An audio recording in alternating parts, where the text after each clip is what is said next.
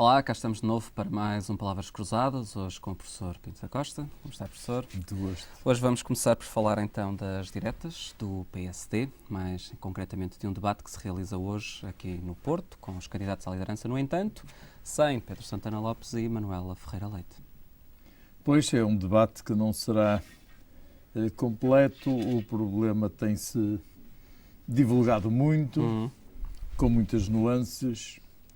Se me perguntar quem é que eu prefiro que ganhe, não lhe direi. Não lhe direi, uma vez que, numa perspectiva genérica, o voto é secreto. Portanto, vamos agarrar a essa situação. Se me perguntar quem vai ganhar, isso já é diferente, já podemos adiantar qualquer hipótese. Ponderados todos os candidatos, são todos ótimos, obviamente.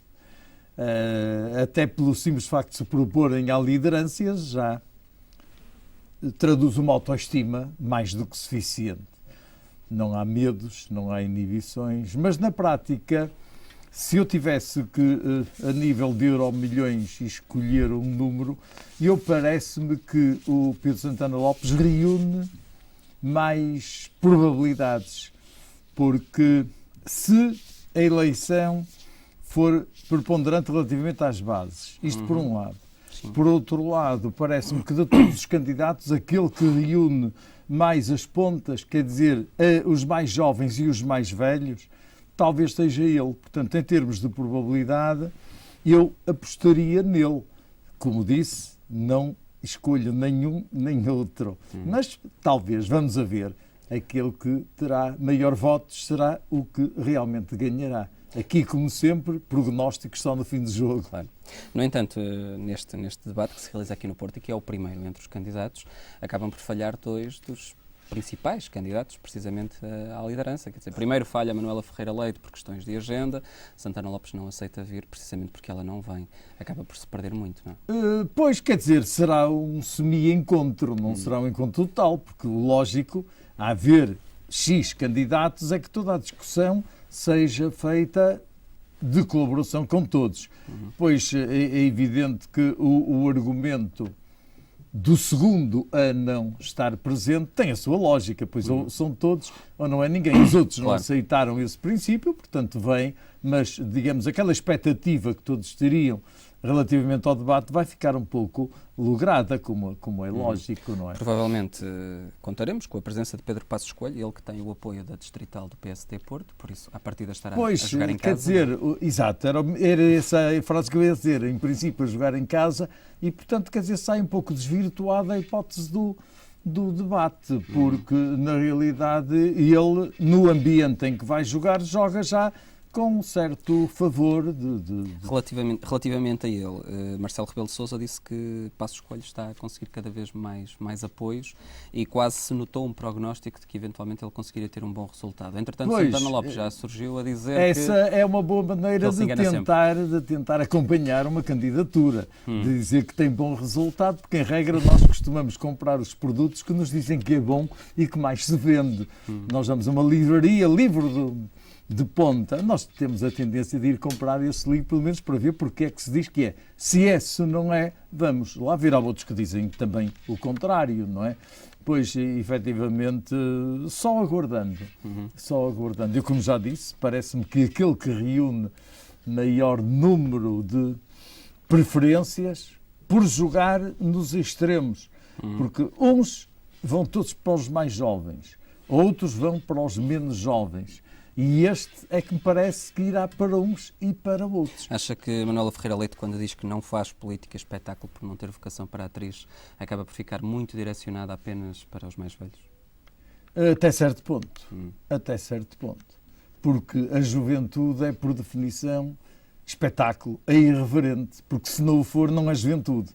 Portanto, esse parece-me que é um aspecto de conquistar maior preferência nos mais velhos, sem dúvida, e está demonstrado, as pessoas que apoiam a Manuela Ferreira Leite, em regra, são pessoas consolidadas, já com muito mais experiência do que outros que são jovens, pelo simples facto de serem jovens, não podem ter uma grande experiência.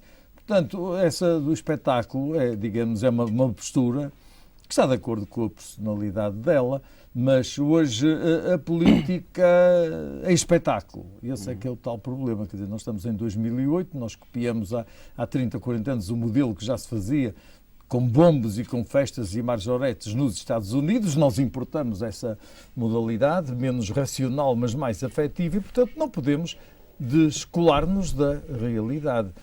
O político tem que fazer espetáculo. Tudo tem limites, de um ponto de vista ético, mas nós, quando não temos os limites bem definidos, vale tudo. Agora, relativamente a apoios, o que é o facto é que alguns apoiantes de Pedro Santana Lopes anteriormente agora colocam-se ao lado de Pedro Passos Coelho, precisamente por dizerem que ele tem a vantagem de não ser uma referência de qualquer tipo de poder que o PSD já tenha tido. Ou seja, Manuela Ferreira Leite já foi ministra, é um argumento de 2 pastas, Pedro Santana Lopes já foi primeiro-ministro, embora não eleito, por substituição de Durão Barroso. Digamos, aquele voto de confiança daquele que ainda não cometeu nenhuma gestão errada.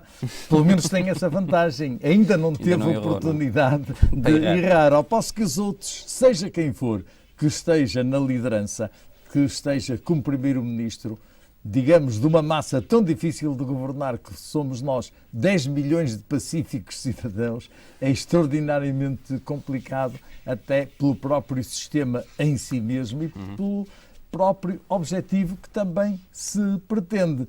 O falar verdade seria, na realidade, um trunfo extremamente grande, mas tenho dúvidas que as pessoas possam sequer falar verdade, porque quanto mais absurda é a proposta, maior número de votos tem.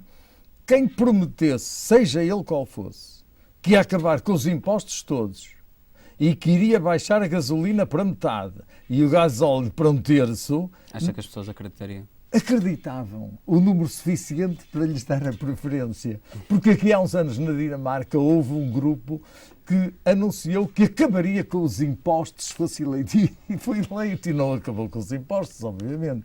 Perante isso, acha que Manuela Ferreira Leite fez bem ao dizer que não deveria ser permitido aos políticos anunciarem a descida dos impostos quando sabem que não o poderão fazer? Não só é isso. Não deveriam ser permitido anunciar promessas que não cumprissem. Eu ponho o problema ao contrário. Qualquer político, fosse ele qual fosse, qualquer programa que fizesse promessas, era obrigado a responder pelo não cumprimento das promessas. Põe o problema ainda mais longe do que nesta isso. alternância democrática, constantemente o novo partido que chega ao governo se queixa das condições em que o anterior partido e assim sucessivamente pelo sistema, porque enquanto as pessoas puderem prometer, eu sei que na prática é muito difícil fazer 2 coisas ao mesmo tempo, ou seja, prometer e cumprir.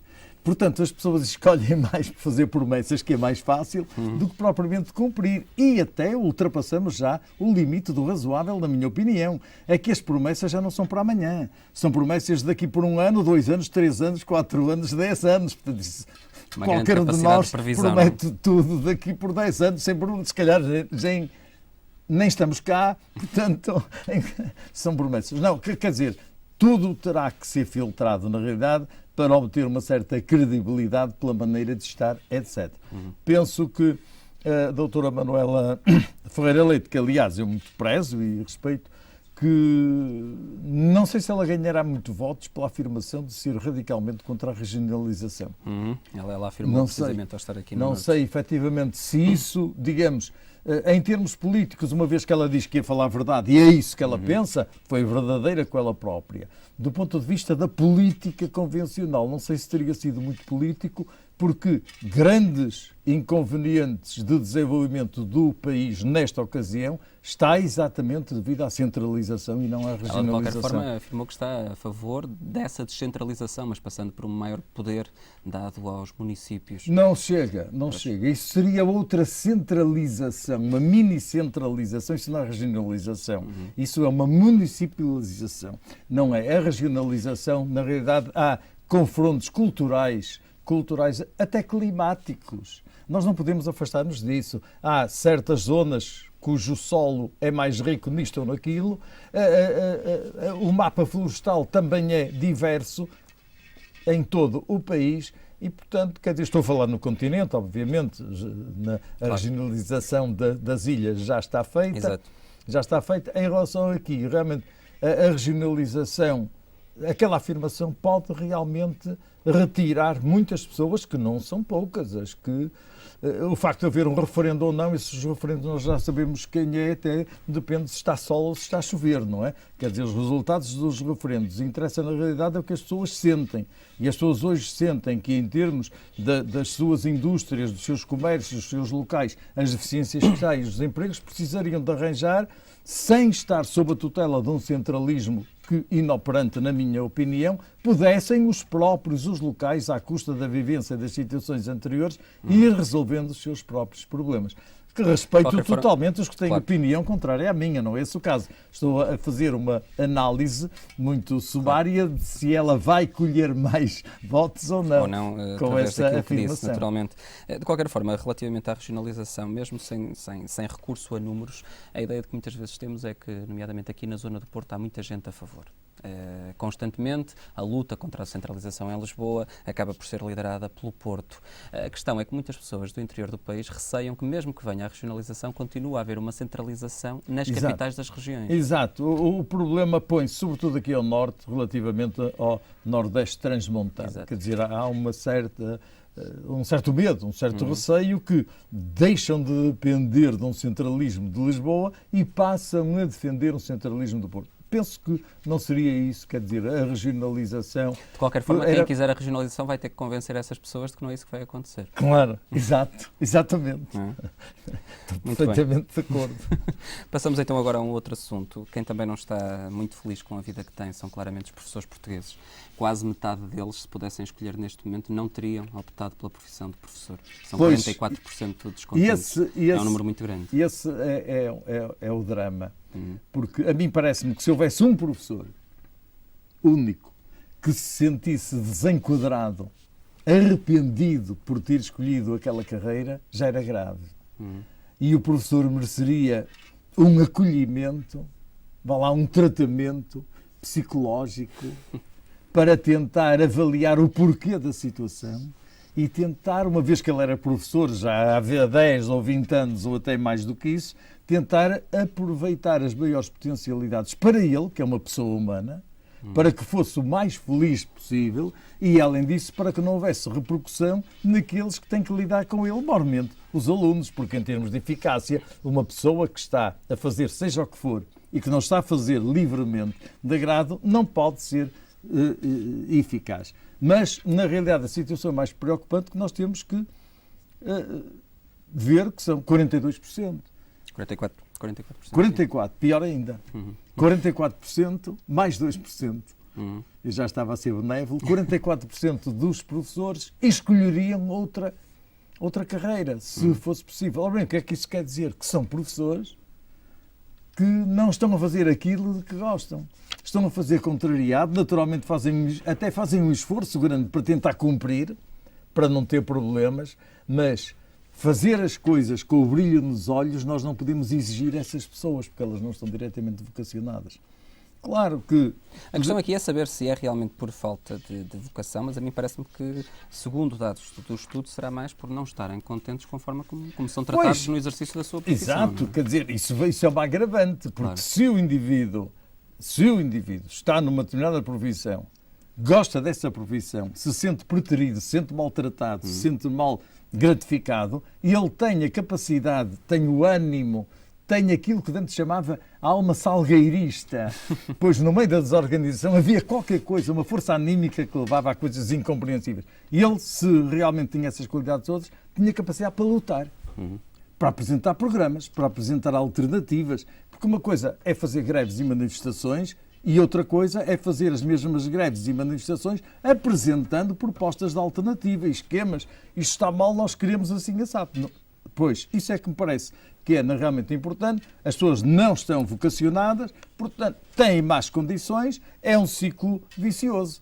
Cada vez se sentem mais desinseridas, mais desmotivadas. É triste o indivíduo dizer ainda me faltam 3 ou 4 ou 7 anos para a reforma. Então a pessoa está a viver que essencialmente para ter uma reforma ou está para, digamos, ter um prazer, gratificação por estar a transmitir o seu saber adquirido pela experiência, pelo conhecimento a outros mais novos. E este é que é o grande drama na realidade e que não me parece fácil, uma vez que se fossem 2 ou 3 era mais fácil de solucionar. A massa é bastante significativa. E de resto as escolas aguentam-se perfeitamente, algumas maravilhosamente bem, porque há sempre uma percentagem, que não serão os 42%, serão os 18%, que efetivamente tem a tal alma, e é por isso que as escolas em Portugal, de um modo geral, funcionam muitíssimo bem. Algumas até são excelentes, que eu conheço, quer a nível do básico, quer a nível do secundário. Exatamente porque as pessoas acreditam em si próprias, têm ânimo para incutir os alunos na realização destes projetos. Alguns destes projetos, hoje, entre nós aqui em Portugal, tocam muito o nível universitário. Quer dizer, eu não tenho qualquer dúvida em dizer que as escolas secundárias hoje têm projetos que há 30 ou 40 anos não havia nas universidades. E eu recordo-me, isto nos anos 60, de ter encontrado em França uns livros escolares a nível do liceu, para os miúdos. Fiquei encantado com aqueles livros, trouxe para cá e apresentei os programas, lições na universidade. A meus alunos foi um sucesso. Ora bom, isso quer dizer que o nível da escola secundária do liceu em França era muito superior à pedagogia que nós cá fazíamos, que em regra íamos vomitar coisas, etc., que as pessoas não percebiam mais ou menos, mas a metodologia empregada era de comprometer o aluno nessa própria vivência. Portanto, hoje há exemplos destes, que não é um nem dois, por todo o país, do Algarve, que eu conheço, algumas escolas, no Alentejo, no Minho, preferencialmente conheço muito melhor, em Trás-os-Montes, etc., até porque muitas vezes me solicitam para eu, nesse nível, ir colaborar em projetos deles. Portanto, e há professores aqui extraordinariamente interessados, claro, e que dinamizam tudo isso. O problema aqui parece ser revelado precisamente por um outro valor que temos, que 61% dos professores não sente que o seu trabalho seja reconhecido pela sociedade. E o grande problema daqueles que se queixam e que optariam por outra profissão passará muito por aí, creio. Pois, porque, quer dizer, aqui é uma questão de seleção, porque nós vamos ver o todo. Às vezes há deficiências relativamente às famílias, porque as famílias também têm, primeiro têm, em regra, um grau de aculturação diferente do que têm os filhos. Os filhos hoje têm muito mais noção do conhecimento científico, aproximam-se muito mais isto do que os pais. Não tem culpa nenhuma aos pais, porque era outro tempo. Foram outras possibilidades que tiveram. Se calhar até tiveram uma alimentação mais deficiente que não lhes permitiu aquela acuidade mental que os filhos já permitiram, porque eles aos filhos deram uma alimentação muito melhor do que eles próprios receberam. Portanto, quer dizer, há um determinado número de fatores que nós não nos interessa estar a dizer entre a radicalização do bem e do mal, mas pelo menos de que a situação que é diferente. E é por isso que surgem estes problemas em relação, digamos, ao descontentamento também da opinião pública, porque o pai diz, o meu filho precisava disto e daquilo, não tem. O outro também diz. E não se vai, aliás, é uma característica da nossa atávica portuguesa, que nos preocupamos muito mais com o mal do que com o bem. Nós não vamos elogiar agora, como antes se fazia a professora primária, que era uma maravilha, etc.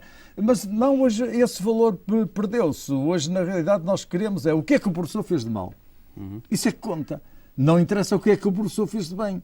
E, portanto, neste alastrar de pessoas descontentes, de falta de eficácia, porque as pessoas não trabalham com amor, não trabalham com afinco, porque não podem trabalhar, porque não se sentem amparadas nos seus problemas, nas suas dificuldades. Depois a vida é complicada, porque há professores que às vezes fazem 100 km para ir dar as aulas. Ou mais. E que têm filhos.